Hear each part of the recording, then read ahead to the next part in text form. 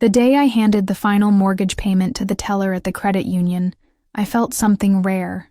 Peace. Not pride. Not relief. Peace. 12 years of picking up extra shifts, eating pasta and canned beans, saying no to weekend trips and weddings, and shopping sprees. All so I could give my mother and stepfather a home. My name was on the deed. Their names were on the mailbox, and I was okay with that, until I wasn't. The house wasn't in some grand gated community or beachside haven. It was a quiet, 2-story in suburban Tacoma, a peeling red mailbox, a cracked driveway, one busted shutter that had hung sideways. For 3 years, because no one thought it mattered. But it mattered to me. It was home. I remember turning off my car in the driveway that Friday, still in my scrubs from the night shift. I hadn't even had coffee. All I wanted was to toss the receipt in Mom's hands and hear her say, "I'm proud of you." She didn't. She barely glanced at it. "Oh," she muttered, folding it into her purse. "I thought we'd already finished paying it." "We?" I blinked. "No, Mom. I've been making all the payments for years. You and Carl stopped helping after the 3rd year." She shrugged like I'd reminded her the dishwasher still needed fixing. Carl, my stepfather, appeared in the hallway with a bowl of cereal and a distant grunt. "Well, the house is yours now, right? Or are you finally moving out?" I thought it was a joke. It wasn't. The next day, I came home from work to find my key didn't work. I jiggled it, shoved it, tried again. Click. Nothing. I rang the doorbell. Nothing. Called my mom's phone. Straight to voicemail. I walked around the side yard, knocked on the back window. No sound. Just the curtains shifting slightly, like someone was peeking through them. After 10 minutes of awkward attempts, I noticed it. A note taped to the door, Ira. "We've decided it's time you figure things out on your own. Please respect our space. We'll mail you your things."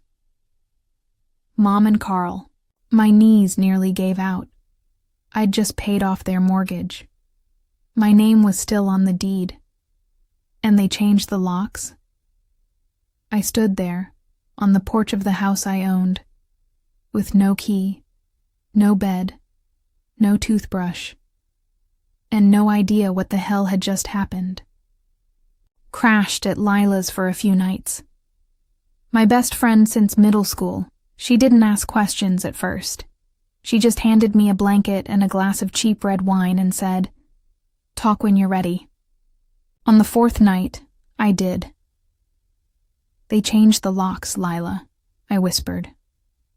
After I paid it off. They locked me out. Like I was a tenant. Like I was a stranger. She stared at me like I'd told her I'd been abducted by aliens. "Wait. They can't do that. You're the owner. It's in your name." I nodded. "Yeah, I have the documents." "Then sue them." I let out a bitter laugh. Sue my mother? For trespassing in the home she raised me in? Lila's silence said it all. There was no easy answer. I went to work. I came back. I applied for a replacement driver's license since mine was still in the house. I used my last paycheck to buy new scrubs and a duffel bag.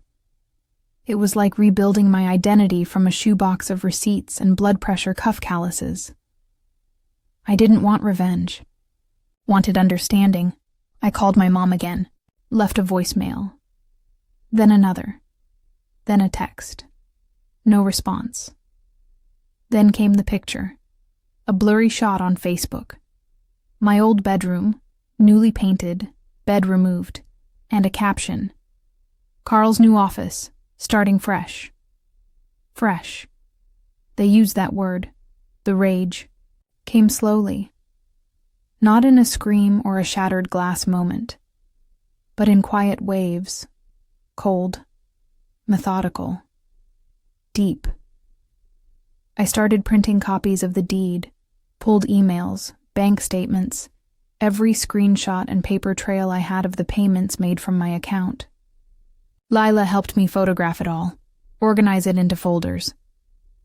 "You sure you don't want to go nuclear?" she asked. "Not yet," I said. But in my bones, I knew something had shifted. They thought I was weak because I hadn't fought back. They forgot who they raised. They forgot whose name was on the title. Lila helped me move my few remaining things into her guest room that weekend, a room so small it didn't even have a closet. We hung my scrubs on the door and my stethoscope on a nail near the mirror. I slept on a mattress so thin it folded in the middle like a taco, but at least it was mine. Some nights, I stared at the ceiling and asked myself one question over and over again. What did I ever do to make her choose him over me? Carl was never cruel, not openly, not in a way that left bruises, but he drained everything. He dismissed, diminished, ignored, with a smile. When I was 16, I got accepted into a STEM summer camp in Oregon. My mom was proud for all of 2 days, until Carl said, "You'll miss your cousin's wedding. It's just camp. Can't she go next year?" She agreed. I never went, and it had been like that ever since. I sent one final message. "Mom, please explain why you've locked me out of the home I legally own. I just want clarity. A reason." She replied 2 days later. "Mira, don't. Make this harder. You're not a child anymore. You paid it off. Thank you. That doesn't mean you can barge into other people's space. Carl and I need stability too." That word, again. Stability. As if I were the storm. As if I hadn't killed myself to create the foundation they stood on. As if my presence in my home was a disruption. Lila read the text over my shoulder. "Swear, Mira, I could burn their furniture." "I won't give them fire," I said. "I'll give them paperwork." I booked an appointment with a property attorney 3 days later. His name was Gavin Hark, the kind of man who wore corduroy blazers and looked like he read property tax codes for fun. He skimmed the documents I brought him. My name on the mortgage. The title. Years of bank statements. No transfers. No co-owners. Nothing in writing that gave my mother or Carl any ownership. "So, let me get this straight," he said, flipping through a folder. "You paid off the full house. You're on the deed. You've got proof, but they locked you out and won't let you back in?" "Yes." He sat back and crossed his fingers. "Do you want to sue them, evict them, or scare the hell out of them?" I blinked. "That's an option?" He smirked. "We can start with a notice to quit. That's a formal warning. Gives them a deadline to vacate. If they don't, you proceed with an unlawful detainer suit. But in your case, we could go straight to filing, since there's clear evidence of unlawful occupation. They're tenants at best, but there's no lease, no rent, no nothing." A breath escaped, my chest that I didn't know I was holding. It wasn't satisfaction. It wasn't peace. It was control.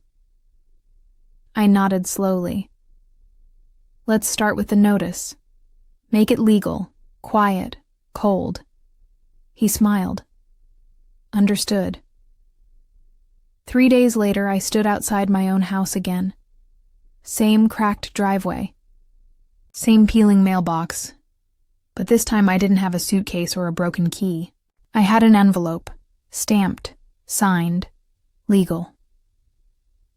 I walked up the porch, slid it under the door, took a deep breath, and walked away. They didn't respond, not for 2 days, not for 5. But on the 7th day, exactly 7, my phone buzzed. Unknown. Number. We need to talk. You're being irrational. Your mother is crying every day. Carl. I didn't reply. Instead, I forwarded the message to Gavin. His response was short. Perfect. Document everything. They're already sweating. I stared at my phone, my hand trembling, not from fear, but from everything else. Rage, hurt, abandonment. That ache in your ribs when you realize the people who raised you would rather erase you than admit they used you. That night, I wrote in a journal Lila had given me months ago, a gift I hadn't touched. On the first page I wrote, "They changed the locks, but I changed the story. They forgot I own the ending." It took them another 4 days to officially respond. A letter, hand-delivered, not by them, but by someone they must have paid. The envelope was heavy with perfume, cheap and flowery, like Mom still thought appearances could cover what rotted underneath. Inside was a single sheet of paper, written in my mother's shaky cursive. "Mira, I never thought you'd turn on us like this. Carl and I are devastated. This house has been our home for over a decade. You might own the papers, but we built the life in it. You're acting like a stranger. Please don't do this." No apology, no explanation, just guilt, laced in entitlement. They built a life in the house I paid for. I built the foundation, literally. When the water heater broke, I paid. When the roof leaked, I climbed it with a patch kit because they didn't want to spend too much on a contractor. But none of that mattered to them, because I'd done it quietly, gratefully. The good daughter, the obedient one, the one who didn't make noise. They'd mistaken my silence for weakness. Now, they were finally hearing the echo. Gavin read the letter and barely blinked. "Classic gaslighting. This will help, actually. They're admitting you're the legal owner and they're still refusing to leave." He prepared the next phase, filing the unlawful detainer suit. I signed the documents with a numb kind of focus, the kind trauma gives you after the grief has started to rot into strategy. "You okay?" he asked. I nodded, but I wasn't sure what okay meant anymore. That weekend I drove past the house again, parked across the street like a stranger, watching my own front yard. My bedroom light was on. Someone was in it, pacing. Carl. He had turned my room into his office, sure, but I noticed something. A pile of opened envelopes scattered across the desk. Legal documents, my letters, maybe even the property records. He looked worried, tired. There were bags under his eyes, and a tension in his posture like he'd started to understand what was coming. It gave me no joy, but it gave me momentum. The story beneath the paint. 2 days later, I visited the county office to pull archived property records, just in case. The clerk there was an older woman named Marcia, who wore large glasses and looked like she didn't miss a thing. She squinted at my request. "Ah, the house on Laurel Drive? You've owned that place quite a while. Paid off recently, I see." I nodded. "Yes, ma'am." She tapped her keyboard and leaned in. "You know someone tried to file a quitclaim deed on it about 6 months ago?" I froze. "What?" "Didn't go through," she added quickly. "They didn't have your signature. Sloppy attempt. Looked like they were trying to transfer part ownership to a man named Carl Henders." My throat tightened.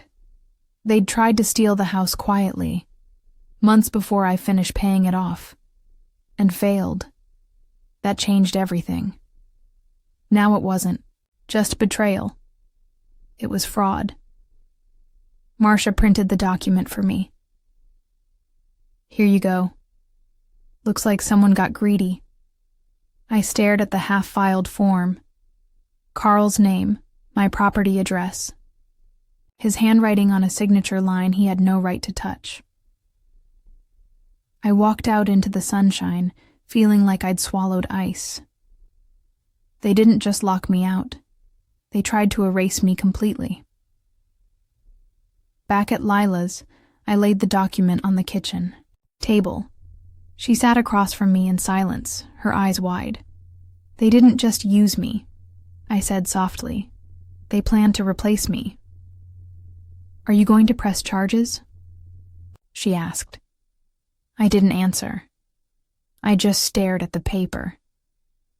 The truth was, part of me still wanted to walk up to that house and scream, to yell in my mother's face and ask her why. Why I wasn't enough. Why Carl always came first. Why she chose silence over loyalty. Why she gave me away for comfort. But I didn't want screaming. I wanted impact. So instead, I called Gavin. I want to go further, I told him. Beyond eviction. He paused. Are you sure? I nodded. I want everything. Documented. Public. I want their names tied to this. He understood. Then we file fraud intent with the real estate board. If we're lucky, the attempted deed filing alone might trigger legal review. We can also pursue civil damages for unauthorized action. The words didn't soothe me. But they were tools, and tools were better than grief. That night, I wrote one more sentence in my journal.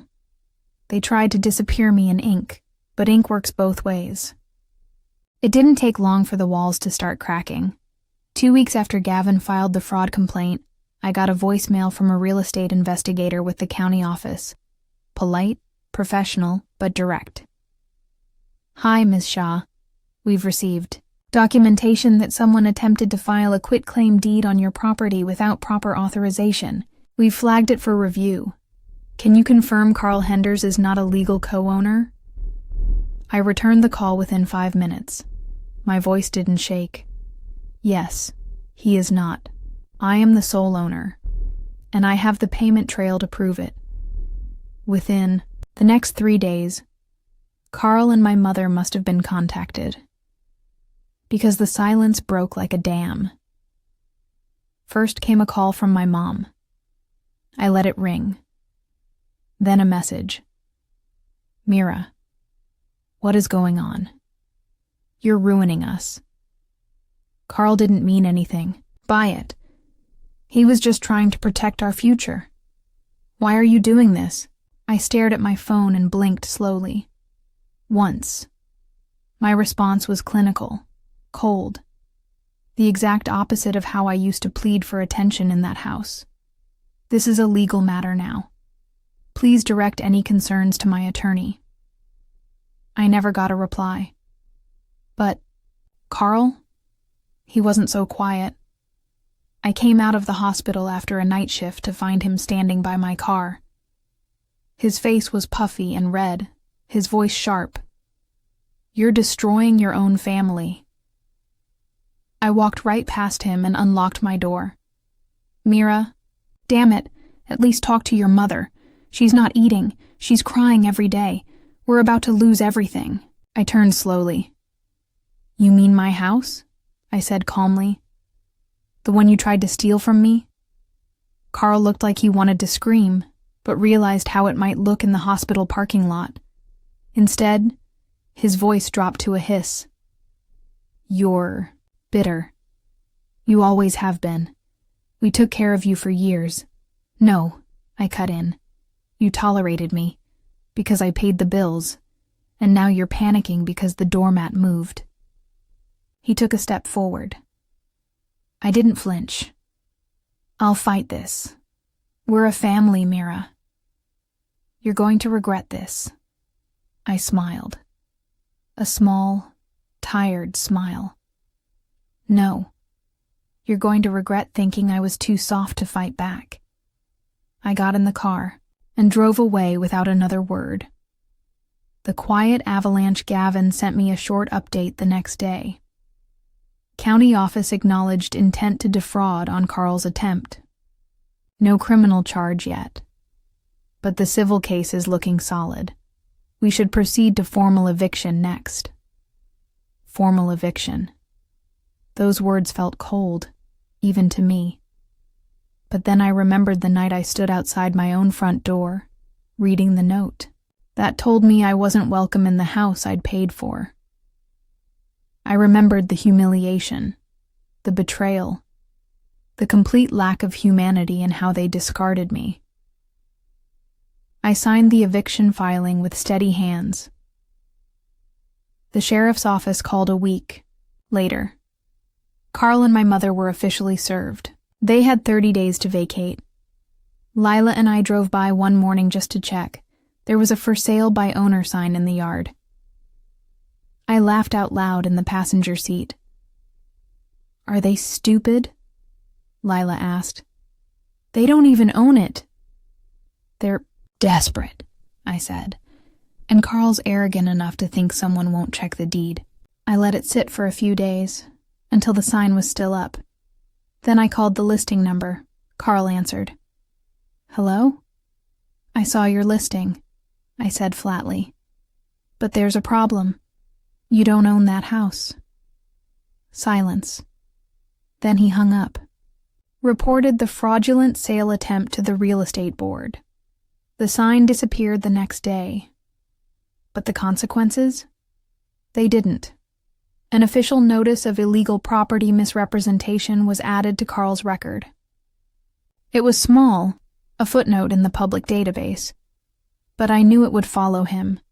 I wanted it to follow him, like the stench of betrayal. The final piece. I wasn't done. I started drafting a formal letter to the local Housing Ethics Board, including the timeline of the mortgage payoff, the illegal lockout, Carl's forged quitclaim deed, and the fraudulent sale attempt. Not because I expected a criminal case, but because I wanted documentation. I wanted their names tied to the truth, and, more importantly, I wanted a record they couldn't erase. Lila walked into the kitchen as I typed it. You're quiet. Focused, I said. She leaned against the counter. What happens when they're out? What will you do with the house? I paused. I don't know yet, but I'll walk through the front door with my key. That much I know. Then I said nothing. More. I didn't need to. Some revenge is loud. Mine was paper. Process. Patience. The eviction notice gave them 30 days. On day 29, I drove past the house and saw the garage door open. There were cardboard boxes piled in the driveway, a folding chair, a cracked mirror leaning against the wall. Carl's SUV sat idling at the curb, trunk open but half empty. Inside the open garage, I saw my mother. She looked smaller. Hair tied back in a messy knot. No makeup. Her clothes hung off her like they belonged to someone else. She wasn't crying. But she wasn't moving either, just sitting on a stool beside an empty laundry basket, staring into space. She didn't see me. I didn't get out.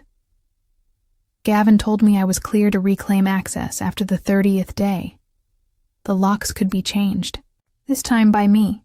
The house was legally mine again, and all I had to do was walk through the door. But I didn't want to walk through just yet, not until I knew what was waiting inside.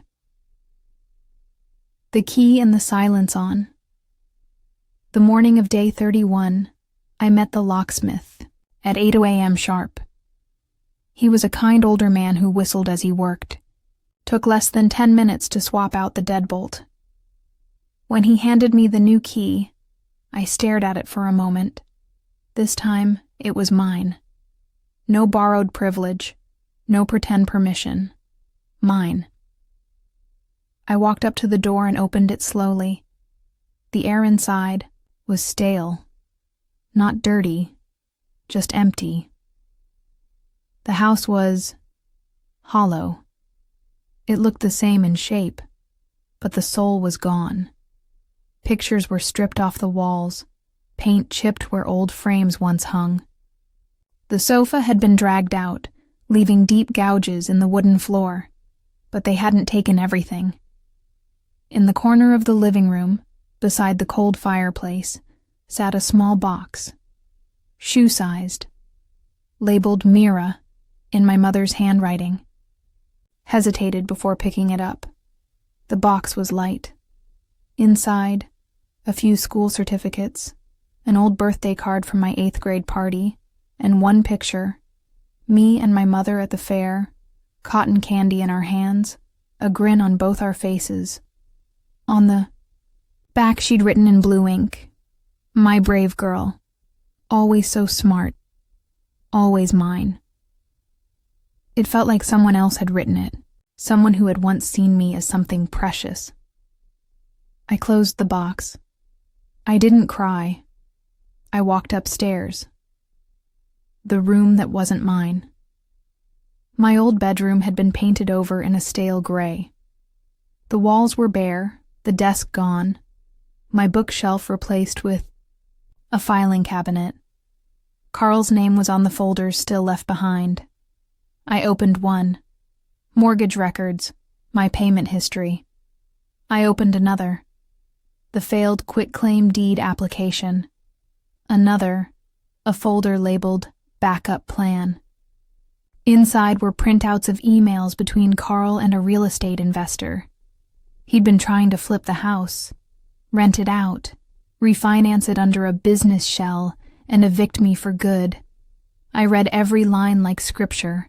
Every line was more proof. Every line was more fuel. But tucked at the back of the folder was something else. Something unexpected. A handwritten letter. Not addressed to me.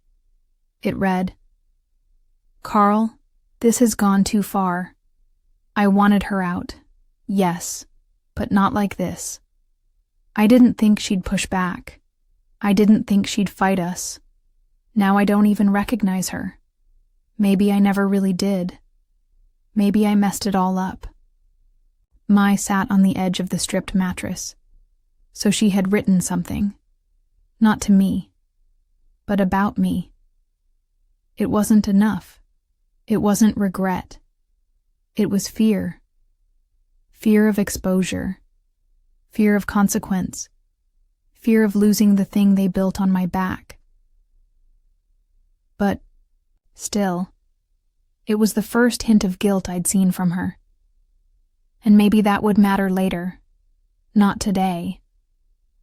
Restoring the walls Leela came by that weekend to help me clean.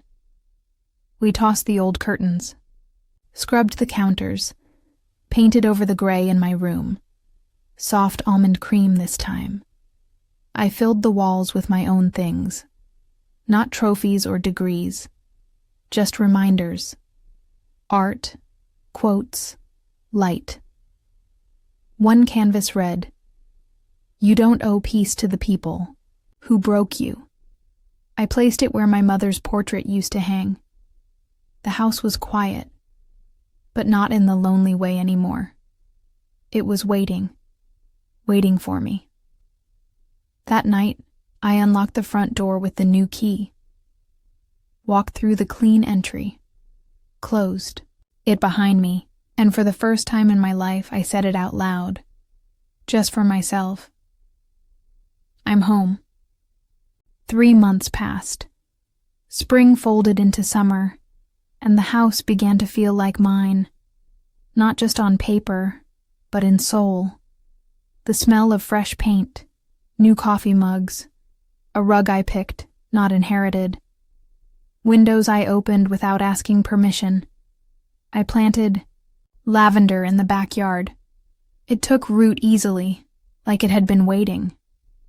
I never heard from Carl again. My attorney told me they'd left town. The civil case for fraudulent filing was still open, but it was crawling. That was fine. It wasn't about the payout anymore.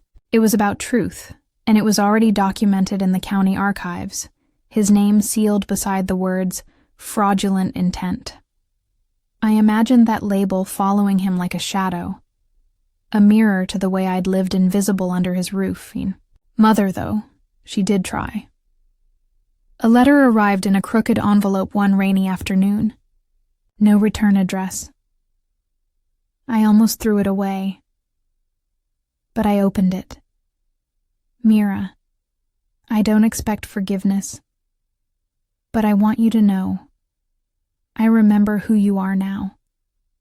You've always been strong. I just pretended you weren't, because it made me feel safer. I hope the house brings you peace. I hope someday you'll come find me, or not. Either way, I love you. Mom, there was no apology, just a quiet acknowledgement. The kind that arrives too late, like flowers on an empty grave. I folded the letter neatly and placed it in the bottom drawer of my nightstand. Not to keep it close, just to remind myself how far I'd come. No apology needed. Lila and I hosted a quiet dinner at my house in early August. Just a few close friends, cheap wine, and a lasagna we burned the edges of because we got too busy laughing. We sat in the backyard, fairy lights blinking above, the lavender gently swaying. I looked around at the people who showed up, not because they had to, not because they shared blood, but because they chose me. I raised my glass. To the people who opened their doors, not slammed them shut. We clinked glasses. The night air was soft. My heart, lighter than it had been in years. The final door a week later, I replaced the front door, not just the lock. The whole door. The old one was heavy, scarred, and stained by years of silent resentment.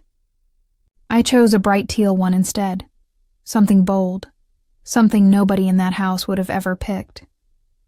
It stood out on the street. Some neighbors stared. I didn't care. It was mine. Before I tossed the old door, I carved something small into the inside panel with a kitchen knife. Just 4 words. She came back stronger. Then I let it go. I didn't need revenge anymore. I had something better. A home. A name no one could take. A peace they could never access.